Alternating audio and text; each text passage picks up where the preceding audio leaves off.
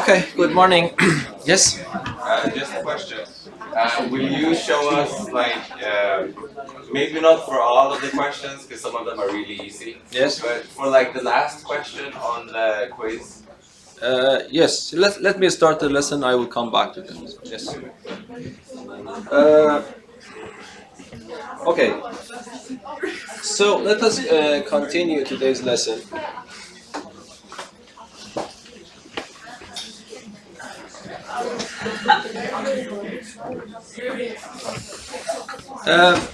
Actually, we started talking about an intersection. I made some small mistake. Actually, I told you that if the intersection of two sets is the empty set, I have written a comment below the video. I don't know why I called it exclusive. That's not called exclusive. That's called disjoint set. Yes. So remember, that word was not correct. Disjoint. If the intersection of two sets is equal to the empty set, those sets are called disjoint sets, not exclusive, as I mentioned and wrote it on the board. I have written a comment below that video the same day, but if in case you haven't seen that, remember, go back and fix this.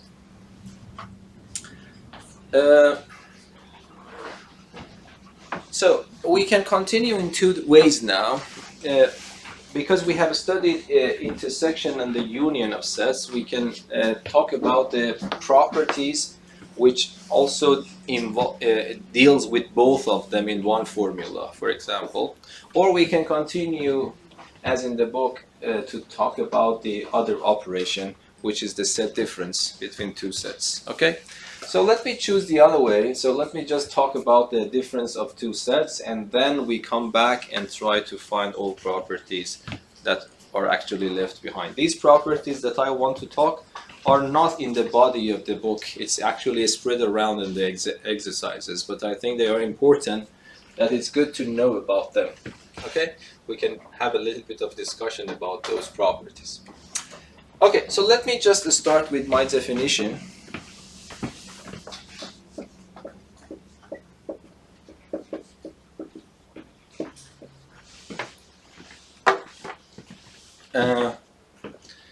Let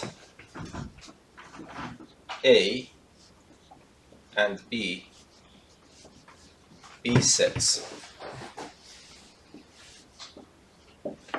The difference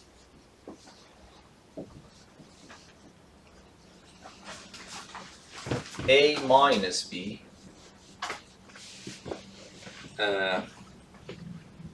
is defined as follows.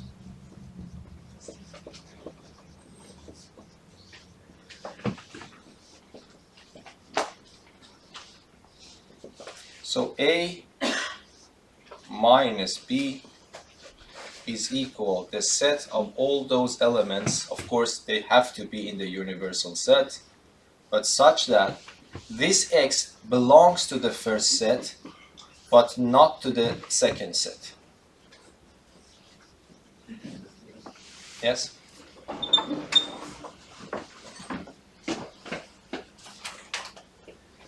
So we are considering all those elements, of course, coming from the universal set, but in a way that this element belongs to the first one, which comes the first in this difference, but does not belong to the second one. So that is called the difference of these two sets. So, of course, this is not the symbol used in the book. They write it in this way. This is also very common notation, but I use this, which is also common. So if you see in the book, they have written something like this, remember that they are referring to the difference of two sets. Okay, so what we do, let me just draw some Venn diagrams for you. The most standard one is probably this. So assume that you have this universal set, and you have this set as your A, and this set as your B. Okay? So now the question is that I want to represent A minus B on this Venn diagram. So I have to consider all those elements in this rectangle because they are supposed to be in the universal set. They have to be in the set A, but they are not allowed to be in the set B. Yes? So for example, any point in this part is not allowed because this is also in B. So if I say where is A minus B, it means all parts that are in A but are not in B. So that is called A minus B. Yes? So this is a good representation here of A minus B. Yes, understandable?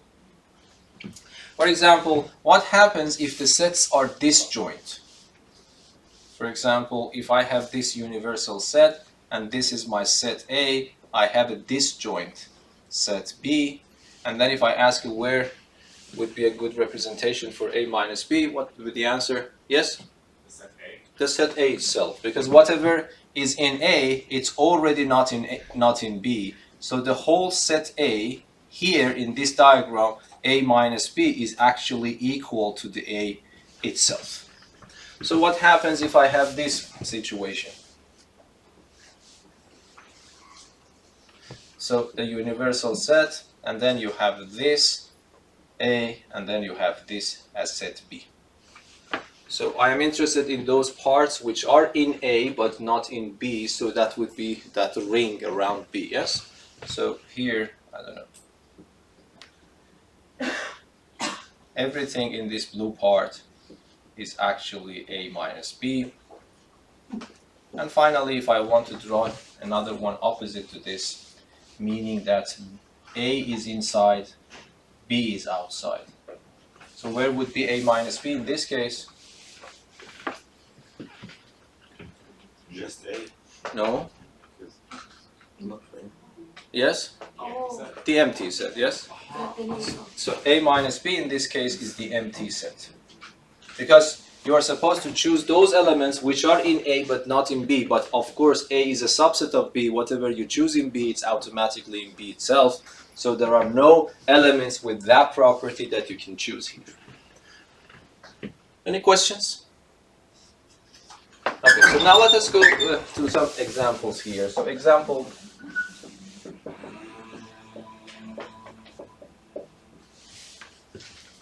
So let's, very simple example. A to be 1, 2, 3, 4, and 5, for example. B be the set 1, 2, and 3. And C be the set C be the set 3 and 5. For example. Then if I ask you what is A minus B, what is A minus B? You need to consider all those elements which are in A but not in B. So if you don't mind, let me add one more element here.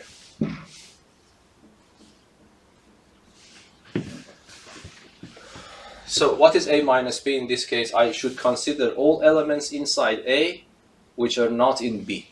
So can I choose 1 from A? No, because it's also in B. I cannot choose 2, I cannot choose 3. Can I choose 4? The answer is yes. Can I choose 5? The answer is yes.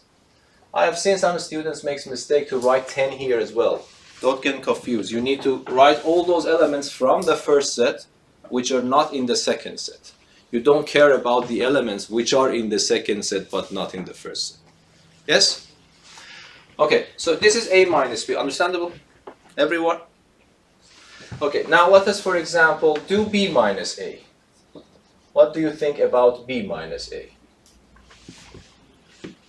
I need to consider all those elements which are in B but not in A. So I go to B. Do I choose 1? No, because it's also in A. Do I choose 2? No. Do I choose 3? No. Do I choose 10? Yes. So B minus A is this set. A minus B is that set. And you see that they are not equal because automatically, I don't know, intuitively when we talk about difference, we think that A minus B shouldn't be equal to B minus A. Yes? Exactly like arithmetic of numbers. Anyway, so you see that this is set A minus B. This is set B minus A. For example, what do you think about A minus C and C minus A? So what is A minus C? All those elements that are in A but not in C. So what do, the elements are 1, 2, and 4. What about C minus A? What is C minus A? Yes? All those elements that are in C but not in A. Can I choose 3 from C? No, because it's in A. Can I choose 5? No, so end of story. So there is nothing with that property. So you can write it either in this way or you can write the empty set. Yes, and that's the situation here. I told you that if a set is a subset of another set, the difference would be the difference in this order would be the empty set. I don't know. I just want to wait for you to make sure that you can do. So please write B minus C and C minus B, and then we go to the other part of the lesson.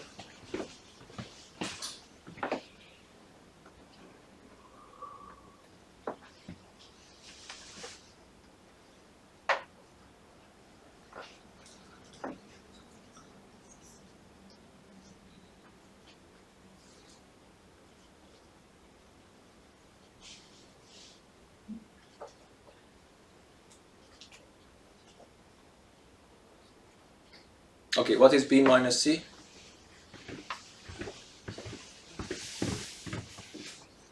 Yeah, say something, yes. 1. Yes?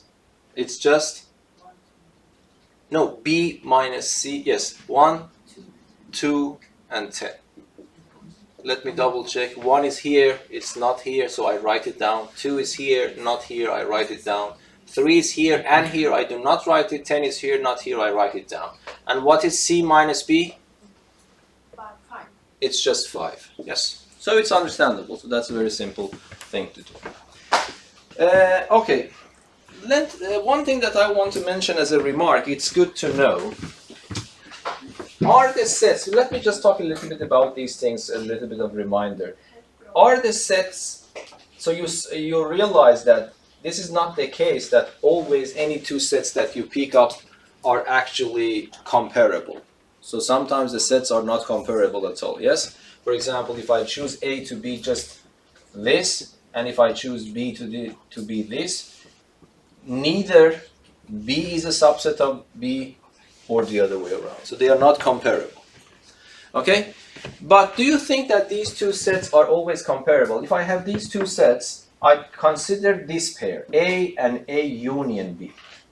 Do you think, even if I start with a pair which are not comparable and make this construction, do you think this new pair is comparable? Yes or no?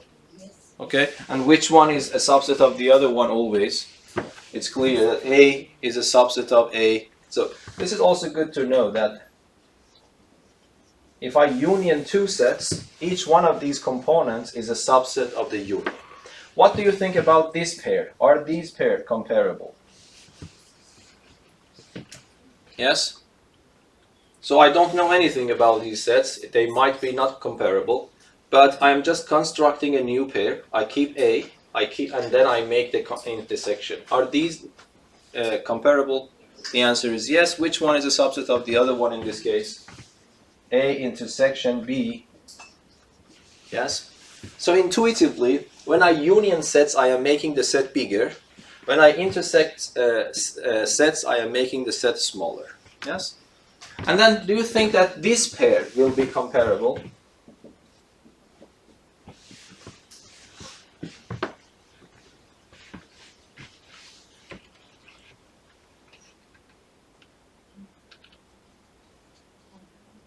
If that's the case, how should I write it down? What is the relation? Yes? A minus B is a subset. A minus B is always a subset of A. So they are also comparable. Yes? But what do you think about this?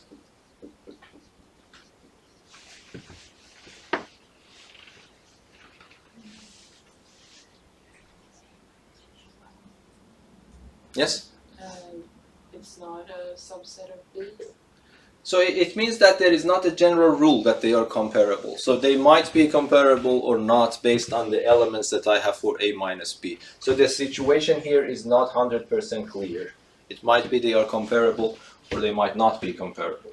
But all these things are comparable. So that's good to know. So these are good formulas that you should have in mind. Yes. So these are more or less trivial.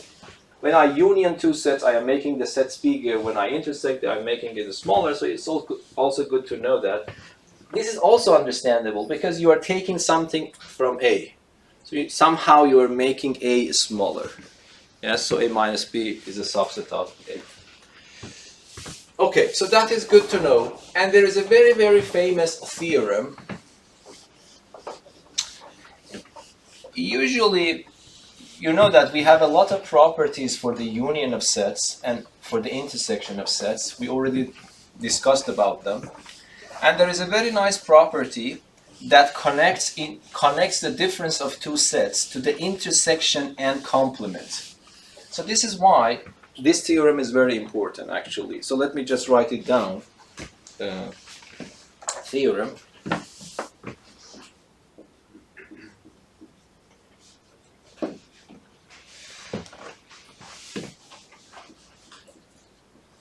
For all sets A and B, A minus B, it's very important to understand it. It's equal to, you can write the first set, you can change this subtraction to intersection, and the price that you have to pay is to write the second one as its complement. Okay? So that's a very important theorem. So from now on, most of the questions we want to answer about the difference, we use this theorem. Change this difference to intersection, and because we know a lot of properties for intersections, I use those properties to answer the corresponding questions. So A minus B is equal to A intersection B complement. Let us visualize this using the Venn diagram. Okay, so I will try to, so let me just draw a Venn diagram. This is just understanding, okay, intuitively.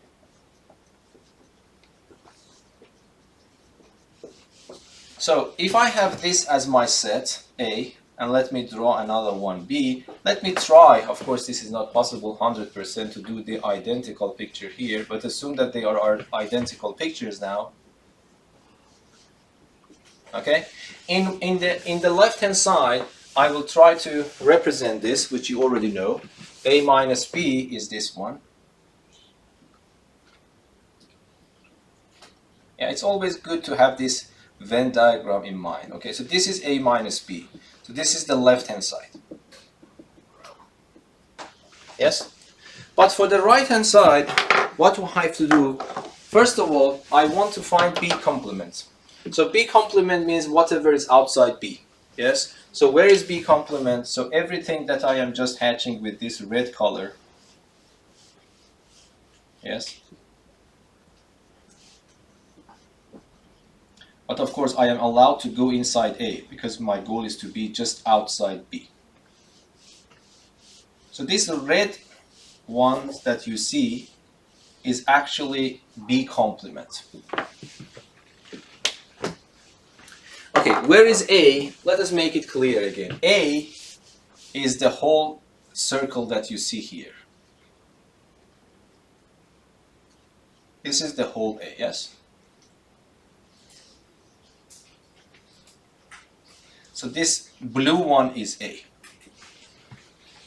And now, when I talk about intersection of the blue parts and the red parts, yes, because the red parts is B complement, and the blue part is actually A. Now I'm asking, I want to find the intersection, the overlap between the blue ones and the red ones. It becomes exactly this part. Do you see that? Yes or no?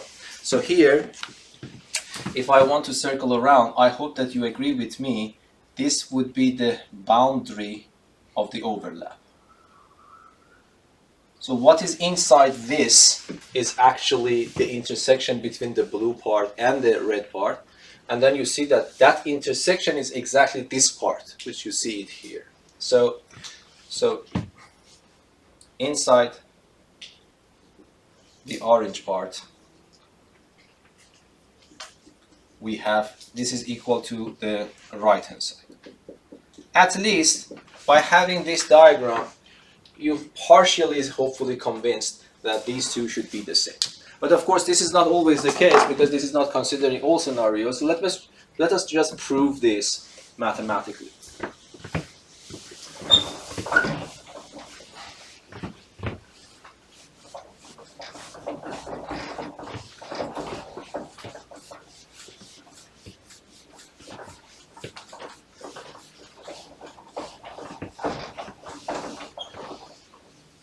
Okay, so how should we prove that? So let me just write proof.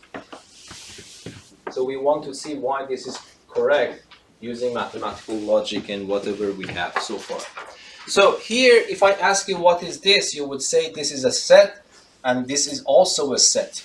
I want to show that two sets are equal. One way is to show that whatever is on the left is also on the right, in the right, and whatever in the right is also in the left. Yes, is that right? So what I should do, I would say that let x be in A minus B. So when I say let x be in A minus B, it means that I pick one element from A minus B. Okay, so now what can I write? I can say that x belongs to A minus B. What is the immediate consequence of this? When you say that x is in A minus B, it is guaranteed that x belongs to the first one and x does not belong to the second. Yes? That is the definition of A minus B that I just defined. But x belongs to A is just x belongs to A, and if x is not in B, it is guaranteed to be in which set?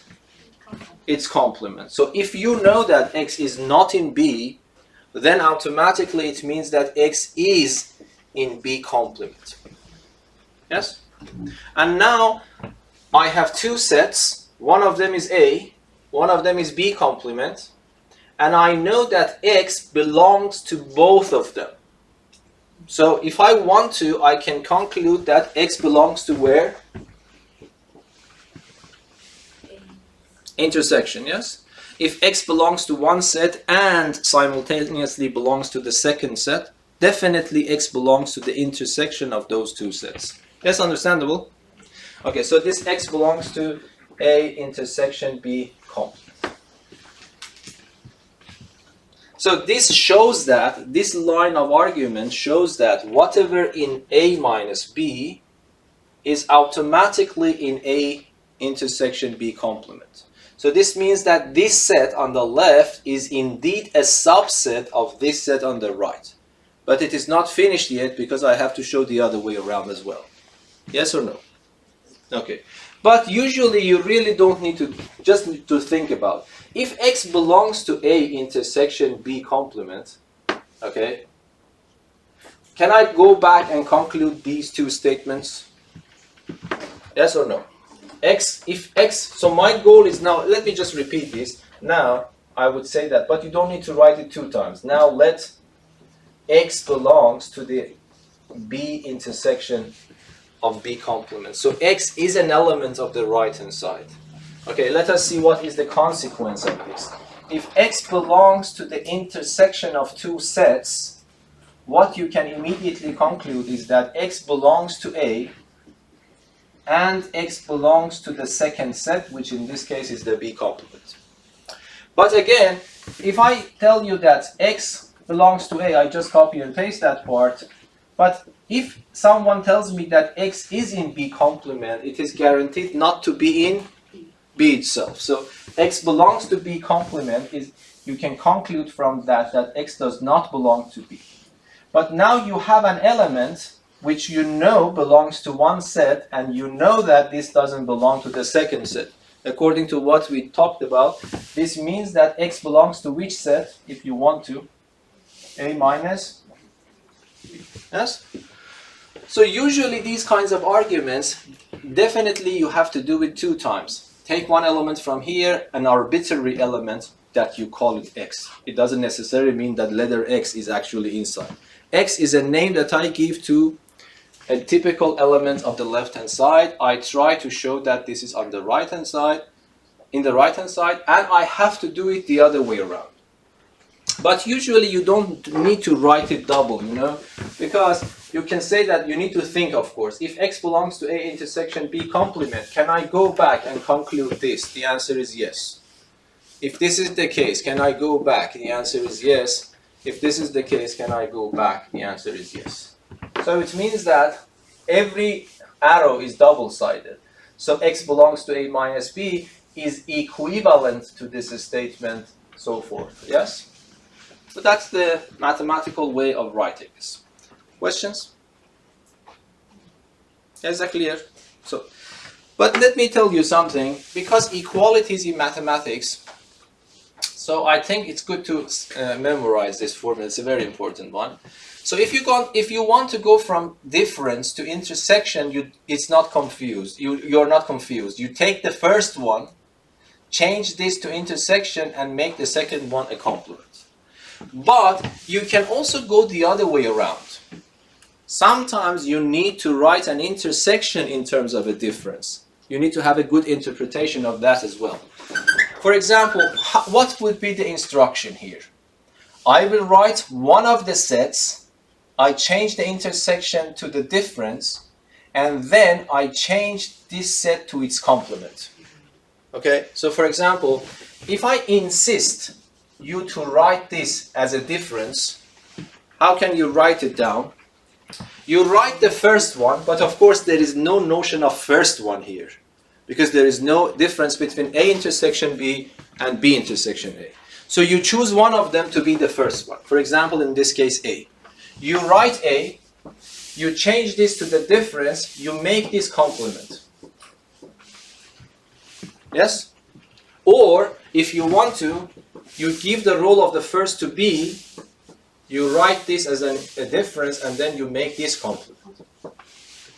Yes? So, most of the cases, we want to get rid of the difference, but sometimes you need to be able to do the other to do it the other way around. Yes? Is that understandable? So, this is also good to write as a remark somewhere.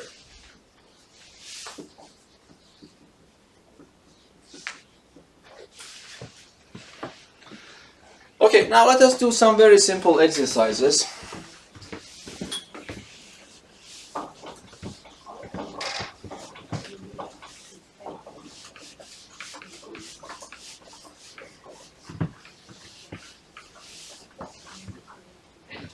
So example, I want you to simplify these things.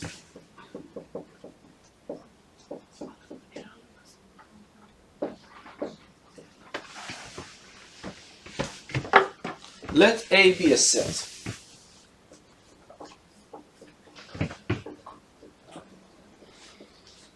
Simplify. So for example, number 1, of course this is probably intuitively very clear. So what do you expect for A minus A? Let us see that does this square with your intuition or not. Yes? The empty set. This is the empty set, yes? Of course, you can do it. I'm interested in all those elements which are in A and not in A. So there are not something like that, yes? So, but one way to do this, let me write with blue. I prefer to use this idea here. So this is a difference. I write the first one. I change the difference to intersection and make the second one complement. Yes? But this we already know. I am intersecting A with its own complement. The answer is the empty set. So what you said is completely correct. So what do you think would be this one? The universal set, intuitively, can you imagine Venn diagram in your head before doing the calculation? The universal set minus any set. Yes? It's complement. Yes, thank you. So if I want to see this, let me write with blue. This is the answer. So this would be U, and then I change this to intersection. Then I make this complement.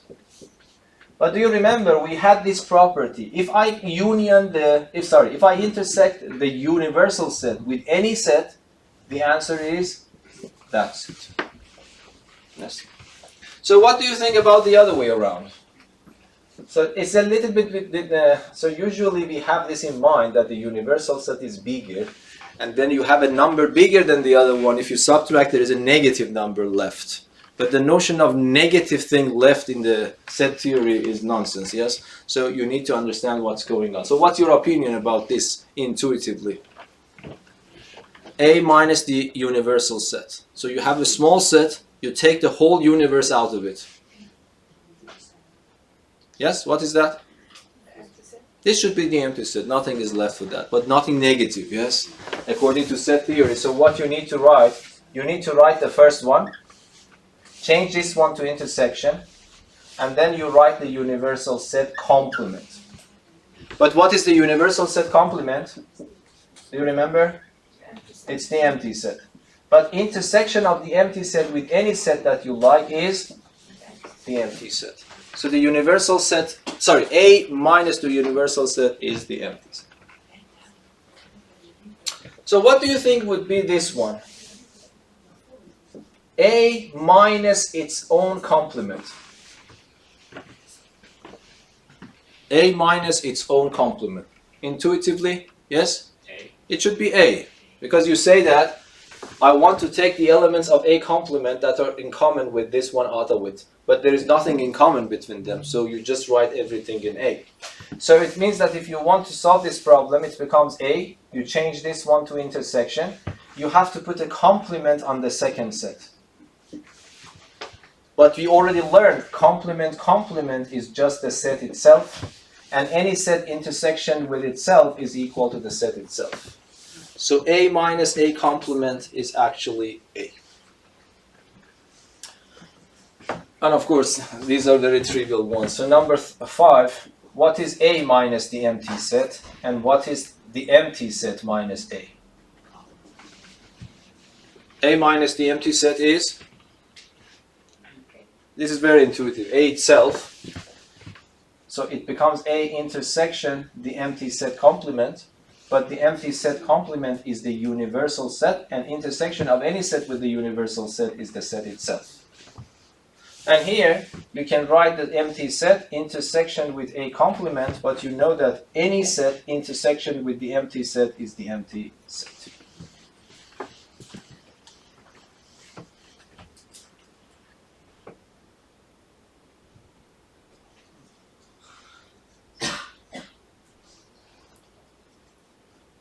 Okay, is that understandable? Okay, I will continue a little bit more.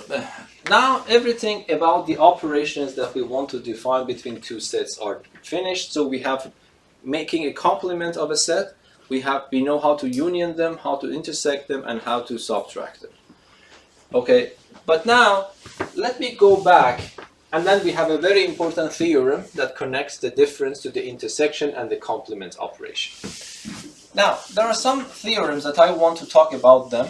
At least I want you to see them. These are important, so I have decided to put them in the body of the lectures instead of giving them as exercises.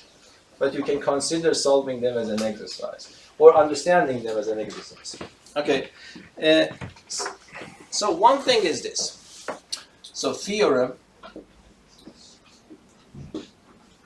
I would give this is the name, distributive laws.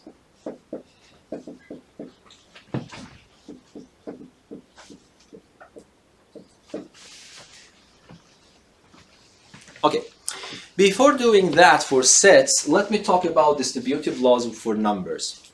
So you have seen probably distribution of multiplication over addition. Okay, so let me just give you a detour here. So if A, B, and C are real numbers, do you remember we had this property that if I have these three numbers, assume that I add these two, and I want to multiply this by the result of this sum, by the result of this addition, by this sum, yes? So of course, in principle you have to add them first and then multiply, but there is also another way to do that, yes? That is to distribute this multiplication over this addition. That's the name distribution, yes? Distributive law. So I multiply this here, and then I multiply this there.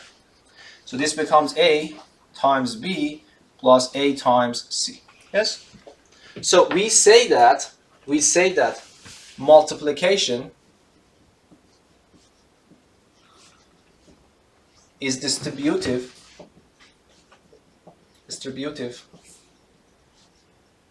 over addition. That is the way that we express this formula. Multiplication is distributive over addition. Okay? For example, do you think multiplication is also distributive over subtraction? Yes, how we need to answer that? The answer is it correct that I can write it like this? Yes or no? If this is true, this means that multiplication is also distributive over subtraction. If this is false, then it is not. So which one is that, true or false? So for example, so this is true, you can write multiplication is distributive over subtraction as well. But let me change the symbols. My question is that, is addition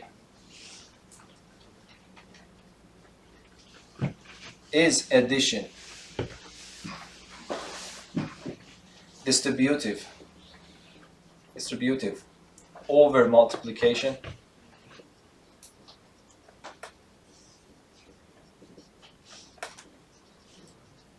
Yes? Let us understand this question to see if this is true or false. If this is going to be true, what should I be able to write for A, B, and C? What should I be able to write? What's the meaning? If someone tells you that yes, addition is distributive over multiplication, what does that person mean? Written in the form of formulas.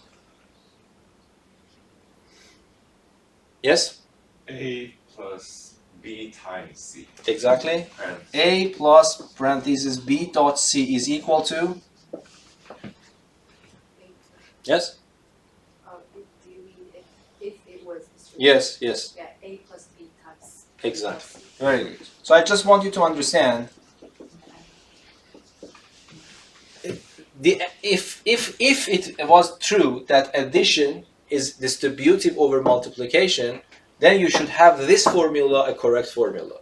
But it is clear it is not. Yes? For example, you can choose that 1 plus 2 times 3. If I ask you what's the left-hand side, it is 7. But if you calculate it in this way, 1 plus 2, and then 1 plus 3, and then multiply, 3 times 4 is 12. 12 is not equal to 7. So you see that multiplication is distributive over addition, but addition is not distributive over multiplication. Yes or no?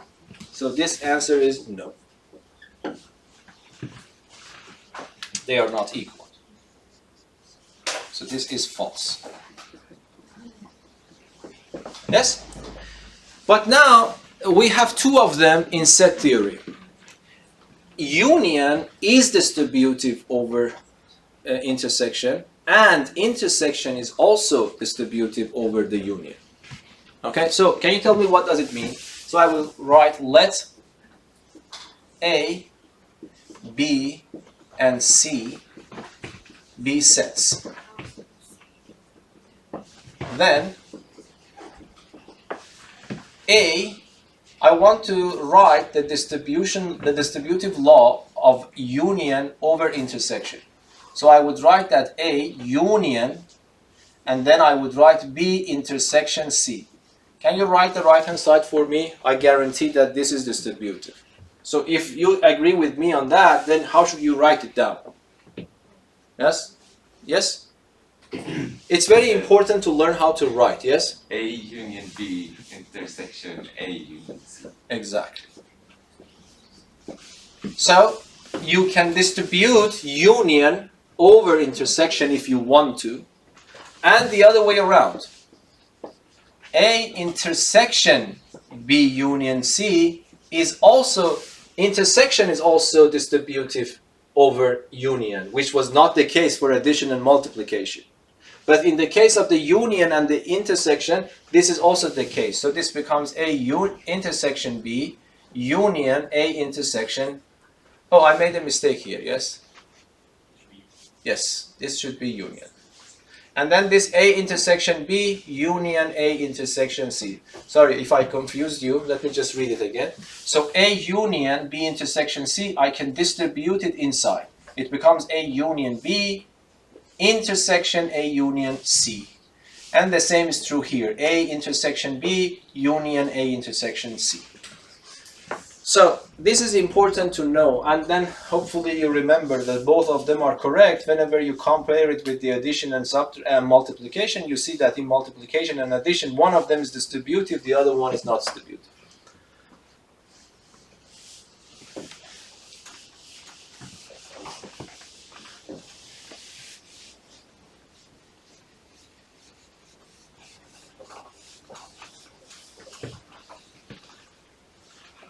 And this is very important. By the way, let me ask you, so do you know that in principle, in Math 1C, in algebra in principle, we had sometimes this, we should be able to write this. So if we want to, sometimes we go in this direction, this is given to us and we want to write this. Sometimes we need to go the other way around. For example, for factoring something out. So here in this direction, I will call it expansion.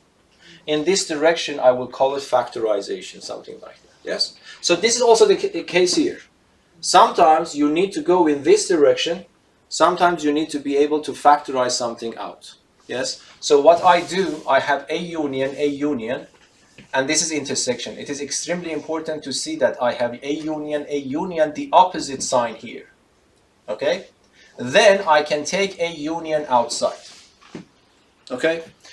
I'm not going to prove this. The proof is a little bit based on mathematical logic, and if you haven't studied that mathematical logic formally, so there's no point to prove this. But that is extremely important to understand this. And I will recommend you to draw a Venn diagram for yourself for the left-hand side and the right-hand side and compare the parts that are hedged at the end. Yes? What was it called? The first one was factorization and the other one... No, so here, if I want to use the same language here, I would say that I am expanding something here. But here to the left, I will factorize. You're welcome. So something that I want to mention here, don't get confused, is do you consider this also, this is important to know. So do you think this is also a distributive law? So this is important to recognize. So for distributive law, you need to have two different signs. One of them union, the other one intersection. Of course, in this order or in the other way around. So what I have written here is very similar to this expression, for example. But the difference is that instead of having that union, I have again intersection. If I ask you to write something in front of it, you cannot say that I am factoring A intersection out. So sorry, let me write, this is C. Let me write this is.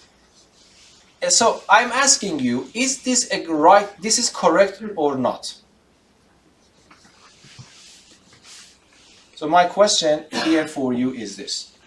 Of course, hopefully you immediately realize that this is not exactly the right-hand side of this expression. It's a little bit different. But do you think I can still write this in front of it? If the answer is no, give me the reason. If the answer is yes, give me again the reason.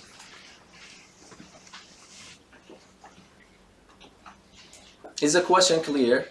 So what I have written here is very, very similar to the right-hand side here, except that instead of union, I have intersection involved again. But my claim is that, so let me do not do any claims here. So let me just tell you that, do you think that still I can factor A intersection out and write this or not? Yes? Yes, you can. But explain. Yes, I mean, when you do intersections or unions, it doesn't matter whether you put the brackets. And we know that A intersection A is empty set, actually. Oh, wait. No, you started in a correct way, but it doesn't have anything to do with the empty set. Do you want to say something? First of all, true or false? It's true. Yes? And I pictured a Venn diagram in my head. Yes. Where I have 3 sets A, B, and C, Yes. and for example, all of them intersect in the middle, which makes the statement on the left hand. Yeah, side intuitively it seems clear. Yes. But if you want to, yes, that's right, that's true. But if you want to show it rigorously, this is not a distributive law, yes? Everyone agrees this is not distributive law. I want you to understand this part first. Do you understand? Okay. Now, so it means that I should be able to use somehow that this is correct. For example, if I want to show it rigorously, let me start from the right-hand side, and you tell me if I am doing I'm taking valid steps or not. So instead of this A, I write A intersection A, and then I have intersection B intersection C. So is that right or not? Yes. Why is that? Because we know that A intersection A is the same as A. So if I take A and put this instead, that's correct. So how many A's do I have now? I have 2 A's. Yes. But now what can I do if I really want to do it very abstractly? So what I have to do, I can take this pair of brackets. So let us consider this as one set and this as another set. So what can I do? I can take this, I want to have A intersection. Yes. So what I do, I can write, because I have commutativity and I have associativity, what I can do, I can take this A and with this B together. Yes. And then I can take this A with that C together. Yes. So you see here, I am not using distribution.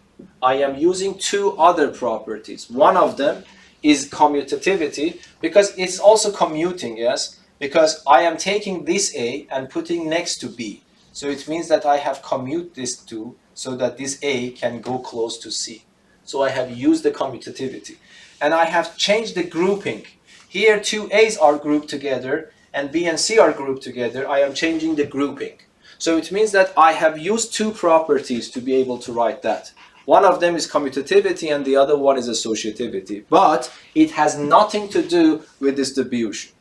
Is that understandable? So I want you to understand this point. So it seems like distribution. You see A intersection B, intersection A intersection C. But I want you to understand, even if you use it, that is correct, but your understanding should be in a valid way. So this is not distribution. This is a combination of 2 properties, commutativity and associativity. And the same thing is true for that. Okay, so I would recommend you to draw, at least choose one of them and draw the Venn diagram to see how it goes. Okay. Another property that I want to talk about is absorption laws.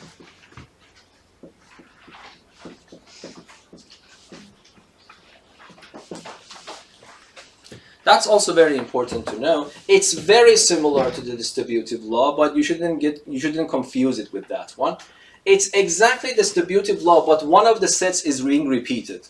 So number 1, I have A union. Instead of having A, B intersection C, I have again A intersection with another set. Yes? And number 2, I have the other way around. These are absorption laws. How can I recognize them? I have one union, one intersection, exactly like that I have in distribution law, but one of the sets is being repeated. This is important. And the answer is surprisingly easy. You can answer this one. First of all, you might say that, okay, let me use distribution law, because this is really distribution law. So you might say that, let me start calculating this or simplifying this using the first rule. Do you think I can write A union A intersection A union B? Yes or no? If I write its equality, do you agree with this equality? Yes or no? What I am doing, I am distributing a union inside the pair of brackets. Yes? I am telling, so here, just use this rule, but instead of B, you put again A, instead of C, you put B, and then you write the right-hand side, it becomes this. And then what happens, can I simplify this a little bit more? A union A is A. So instead of this, I write A intersection A union B. So you see that what I showed, I cannot, if I start doing another time distribution, what will happen? It becomes A intersection A union A intersection B, and then I can write A union A. I go back to the same point. So I prove something is equal to itself, which is actually trivial. Yes? But of course, I also proved something in the middle. I showed that whatever this is equal to this. So the answer to this and that should be the same. Okay? But can I write something? Can I, when I see this construction, when I see this structure, can I write something simple in front? In principle, you should be able to answer this.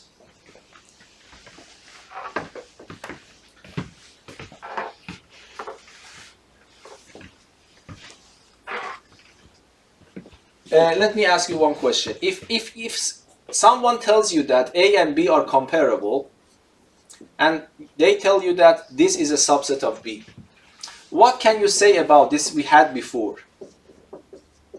What can I say about the union if I have this assumption in mind? What can I write for the union and the intersection? This is something that I really want you to know. This is part of your lesson and it's important. So what can I write for the union? B, the bigger one. What can I write for the intersection? A. Is that understandable or not? Okay, now my question. So this tells you that if two sets are comparable, the union is the bigger one, the intersection is the smaller one. Okay, now let us go back here. I have two sets involved. One of them is A, the other one is A intersection B. Are these two sets comparable or not? Just, do you remember that was one of the examples I asked you? Are these two comparable? Which one is a subset of the other one? This one is a subset of the other. So this set and this set are comparable. This one is the smaller one. It's a union. Yes, that's the union. Yes? So A intersection B, that is, you mean this one, yes? Yes, thank you. Okay, let me change this color. Yes, that was my mistake. So here, let me consider here now. Yes, here. I have one set which is called A. I have another set which is called A union B. But I know that these two sets are comparable and A is the smaller one. I am intersecting them. So the answer is A. Yes? Let us do this the other way around. So A union B and A are comparable. Which one is a subset of the other? Intersection again. This one is a subset of the other one. Now go back to the first one. I have two sets. One of them is called A. The other one is called A intersection B. And I know that A intersection B is a subset of A. I am unioning them. So what would be the answer? I am unioning these two sets. A. The answer becomes the bigger one. So you see the answer again is A. Of course, in the middle we realize that these two should be the same. If the second one is A, the first one has to be A as well. So this is important to realize. Be careful. When you want to use distributive law, before starting to use that, check if a set is repeated. If a set is repeated, don't bother to do this. The answer is simple. The answer is the repeated set. But if nothing is repeated, then you have to use distribution law. Yes or no? Yes? Okay. But let me prove this in a different way. That's also interesting to see. But that was a complete proof for that. That's a rigorous proof. But let me just prove it in a different way. For example, I start from the left-hand side. The trick is this. Number one. So let me write everything. A union A intersection B. Of course, if I just start distribution law here, you realize that it would be a circular argument. Okay? So the trick is to write A as A intersection the universal set. Yes? And then union A intersection B. Let me ask you. You see, from this part to this part, it is just being copied and pasted. But instead of A, can I write A intersection the universal set? Any set intersection with the universal set is the set itself. And now, can I use factorization here? According to distributive law. I have A intersection in this pair of brackets. I have A intersection in this pair of brackets. So according to the distribution law, I can factor A intersection out. Okay, can you tell me what is left from the first pair of brackets? The universal set. What is left here? Here, B. What would be the sign between them? What? No. Yes, thank you. The union. Yes. No. Yes. But then, what is the answer to this? Universal set, union B. The universal set. So this becomes A, intersection, the universal set. But A intersection, the universal set is A. So that's another proof. It's using algebra. Yes, algebra of sets. So I have started from the left-hand side, and that's exactly equal to the right-hand side. So we have two proofs for this. This is also very important to understand. The way that I reason here is important to understand. Whenever two sets are comparable, the union is the bigger one, the intersection is the smaller one. Now, which one is the bigger, A or A intersection B? Clearly A is bigger. So the union becomes the bigger one. A and A union B, which one is the bigger? The bigger one is A intersection. The smaller one is A. I am intersecting, so it becomes the smaller one. This is one way of proof. That's also another way of proof. I recommend you to do the second one yourself using algebraic method. Okay?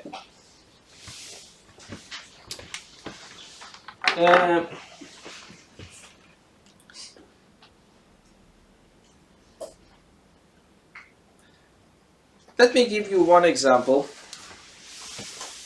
Let us keep these clear on the board.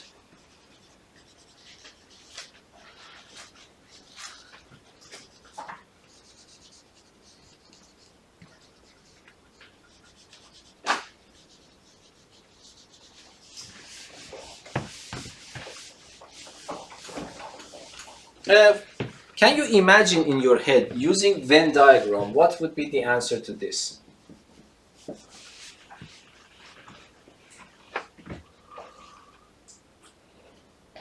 This is really important, even though I will not accept it as a mathematical proof, but it is very important, exactly like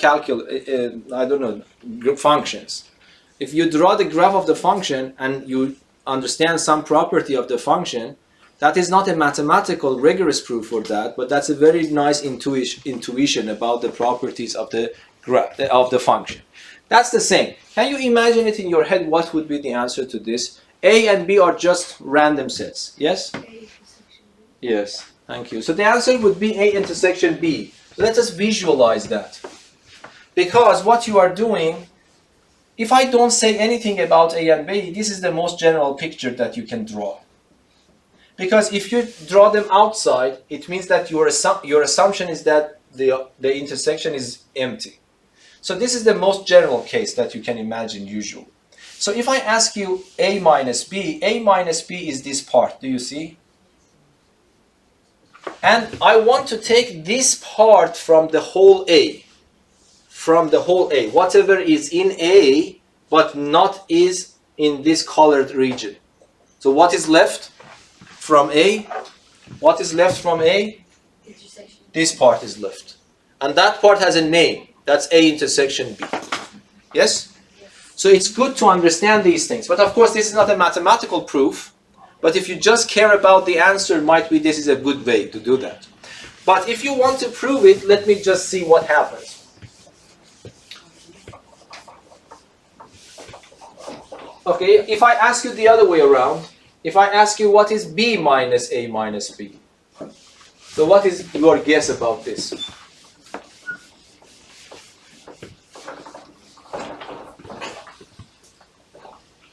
What would be your guess using Venn diagram? Before, I will write it here for you, example. So it might be that's, yeah, I can write simplify.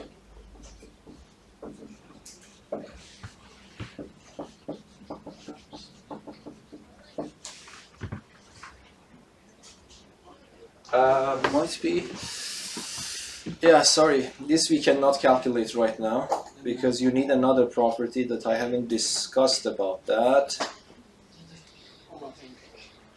But we can do this. So we have to wait a little bit for calculating this. There is another rule needed here. But let me write this example with a different thing. So you see that even if you don't know that rule that I want to teach you later, but you were able to give me the correct answer using the Venn diagram. So the Venn diagram is actually a very handy tool in your hand when you're dealing with sets. Okay, now let me write this. Simplify, let me see if this time I'm not making a mistake. Yes, I think you can solve this. Simplify this. And before simplification, that's also a good practice if you imagine it in your head. A union B minus B, and then B minus A union A intersection B. I want you to simplify these two.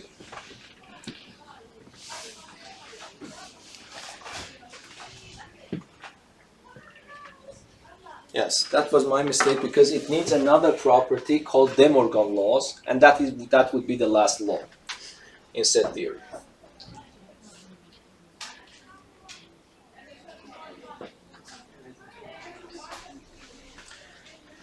Imagining is very good, but you need to be able to use the rules.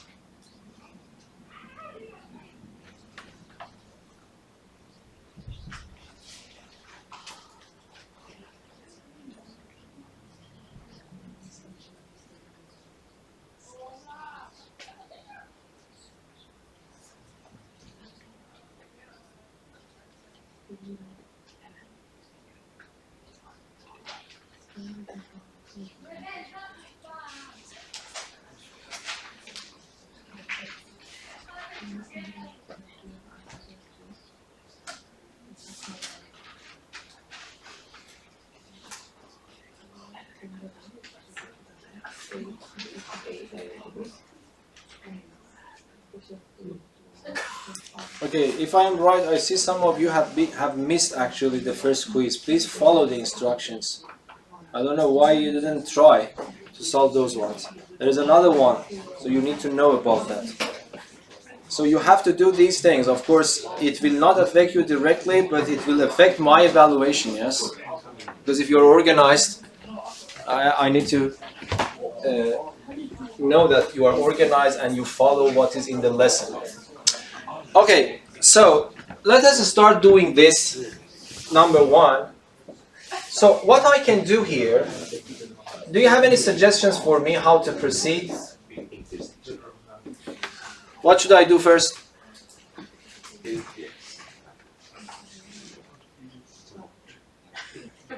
What should I do first? No ideas? Because I told you that there is, whenever you see the difference, you don't have that much rule in your hand to work with it, yes? So the only way is probably to get rid of this difference in favor of intersection as soon as possible. Yes? Yeah? No. The first one you need to repeat, the second one you need to make the complement. That was the reason. You haven't studied that one yet. So this becomes intersection B complement. Yes or no? Yes. But what rule is this rule? It's distributive law, yes? So if you don't want, so of course you can commute it. In principle, technically, you need to commute this to make it exactly like that. But you really don't need to do this if you know what to do. So I am using commutativity to replace them. But then this is the intersection, this is union, so that's exactly distribution. But is a set repeated exactly? No. If it was repeated, don't bother to do that. Just write the answer is the repeated one. But because nothing is exactly repeated, I have to use the intersection method. So what happens here? So this becomes B complement intersection A. What would be next? Tell me. What sign is coming here? Union and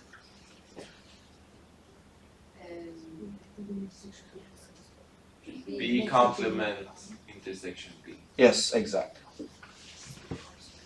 Yes? Okay, let us continue. Do you agree instead of this I can write it the other way around because intersection is commutative. But there is a set that I can immediately write for this part. What is that? Any set is being intersected by its complement. So it is? The universal set. No, be careful. Intersection. Intersection is the empty set.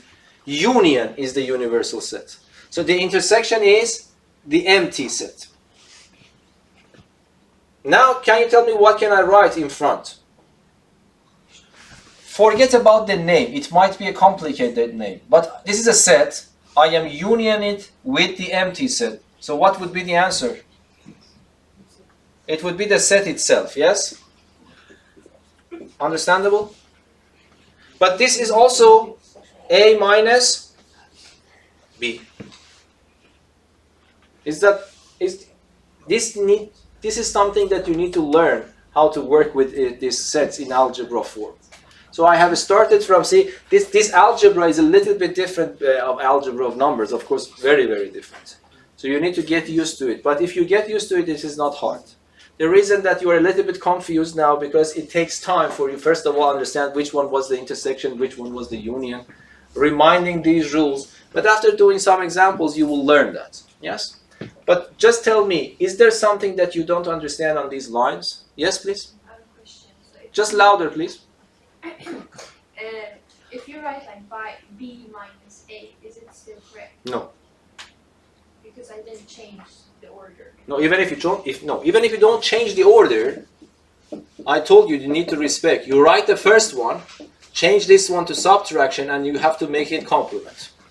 If you write this is correct, but I prefer to write it this because this is more complicated than that. And when I say simplify, if you write this, that's completely correct, but I prefer to write it in this way because it's more simplified. Yes? Is that understandable? Okay, so let me just do the other way around, this one. And let me start here. What is the first step, do you think? I want to simplify this. What is the first step? Do you want to say something? No? Anyone else? This shouldn't take time. I told you need to trust me on that. Whenever you see a difference, get rid of the difference. So that would be the first step under 1 second, yes? There is a difference, I want to get rid of the difference. So what should I write? Tell me. B minus A. No, B minus A is B minus A. What should I write? Or B Intersection with A complement. A complement. And then copy and paste everything else. What comes next? This is the absorption. No. We have Absorption law is this form.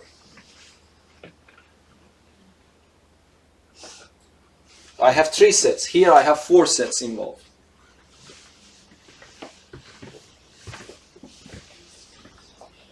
I want you to understand, for example, if I write B times A prime plus A times B in algebra, what do you do immediately if I insist to do something? Factorize. So that's the same idea. Yes? What is in common? B intersection is in common. Exactly like that I can factor B. Do you see that I can factor B either from the left or from the right and write A prime plus A? Do you agree with that? So that's the same idea, but the signs are a little bit different. I know you need to practice so that your brain gets used to it. But you see that I can factor B intersection out. Because B intersection is here, B intersection is also here. Yes? And then can you tell me what is left now? From this one, what is left? A complement. What from this one? A. What is the sign in between? The union. Because you see, this sign will be the sign in between. Yes? Okay, and what is A union? So I will copy and paste the first part, but instead of A complement union A, I can write the universal set. And the universal set intersection with any set is the set itself. So the simplified version of that expression is B. So you are learning how to do algebra with sets. Yeah, is that understandable? It takes time, but you will learn that. Okay, I prefer to stop right here and do not actually teach you. Nothing much is left. So might be more or less I will be finalize this lesson on the next session or half of the other session. And then I give you probably 2 sessions completely to practice and then we go for the test. Okay, so this is why I really want you to do these quizzes. Yes, I don't know how some of you haven't actually handed in. So it is very good for me because then I can see which question was hard for you. Then we can probably discuss it here. But if you do not do that, my statistics would be actually very poor. So please try to do those. Yes. Otherwise, I have to make it compulsory. Yes, please do them. So there is another one coming. I don't know the due date. Please check them regularly.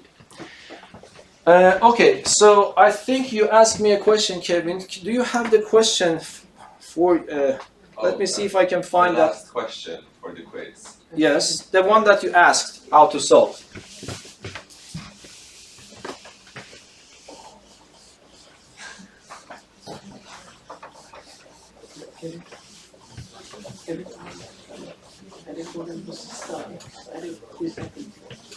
Okay. What is that? Should I just read the question? Yes, please, loudly. Okay. If 2 elements are added to the elements of a set A. So, okay. So I have a set A. I don't know how many elements are there in A. So let me call it N. N is the cardinality of A. This is the way that I am thinking about the problem. If you add 2 elements to the set A, then what happens? So of course, if you add, what happens for the cardinality? It becomes N plus 2. And then what happens according to the problem? Then the number of its subsets increases by 48. So what does it mean? If I ask you how many subsets does A have before this addition, what is your answer? 2 to the power of 2 to the power of n. But after I add 2 elements to my set, what happens to the number of subsets? It becomes 2 to the power of n plus 2. This is we know.